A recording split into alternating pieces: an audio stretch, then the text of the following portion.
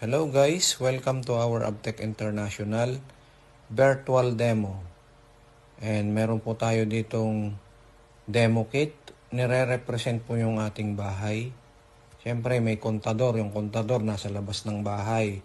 Pero yung ating pong circuit breaker nasa loob ng bahay natin. So protection po yan pag nagkaroon po ng short circuit sa ating line system. So sa line system po natin, meron po tayong outlet, switch ng ilaw, receptacle para mapaglagyan po natin ng bulb. Yung bulb na gagamitin natin sa demo is 100 watts. So meron din ho tayo ditong digital meter reader para makita natin gaano kataas yung voltahe, amperahe at saka wattage consumption ng appliances na gagamitin po natin. Kasi yung consumption na yun po yung magre-register po sa ating kontador at yun po yung kilowatt hour na binabayaran natin sa electric cooperative.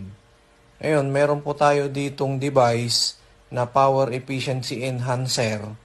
Ang function po nitong 25 microfarad is 2N1, centralized at saka po ay resistive function. So mismo po sa ating device, nandyan po yung ating pong outlet, ito yung resistive outlet. Diyan po isinasaksak yung painitan ng tubig at saka yung plancha ng damit. At once na iplinag po natin yung device naman, yun po yung centralized function. And then buhayin po natin yung ilaw. Yung ilaw po natin, 100 watts po yan, pero yung kanyang consumption po is 93. So tama lang po kasi yung ating voltahe is nasa level lang 224. Ano po? Although 220 po yung standard, so sabi ho ng mga engineer, meron po tayong plus 10, minus 10. Yan. Ngayon, ilalagay po natin ngayon, ipa-plug po natin yung ating device para po ay ma-regulate po yung power, and kita nyo po, dati pong 94, na-reduce po yung wattage consumption po niya, naging 66 na lang. Pero yung liwanag po ng ilaw, hindi po nagbago. Ano?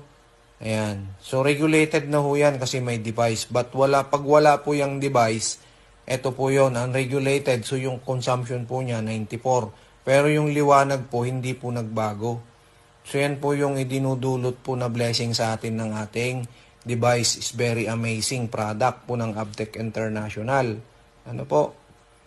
So, yan po. Kaya, patayin muna natin